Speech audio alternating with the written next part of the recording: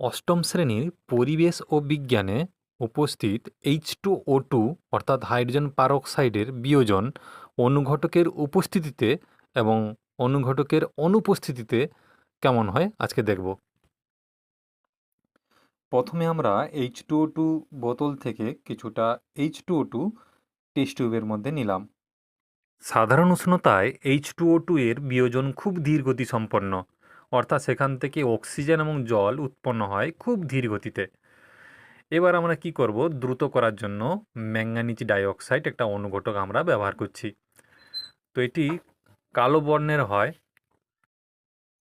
এবার এই টেস্ট টিউবের মধ্যে ওই MnO2 অনুঘটক যেটা কালো বর্ণের ওটাকে যোগ করব। যোগ করার সঙ্গে সঙ্গে ওর মধ্যে প্রচুর পরিমাণে অক্সিজেন গ্যাস নির্গত হয়, যেটা সাধারণত তোমরা দেখতে পাবে যে টেস্ট টিউবের ঠিক নিচে প্রচুর পরিমাণে বুদবুদ তৈরি হচ্ছে, এবং এই বুদবুদই হলো অক্সিজেন গ্যাস।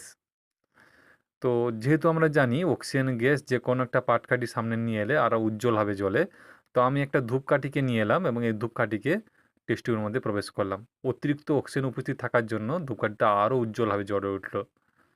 এইভাবে H2O2 বিয়োজনে যে অতিরিক্ত অক্সিজেন গ্যাস উৎপন্ন হয় সেটা কিন্তু এখান থেকে আমরা প্রমাণ করতে পারবো।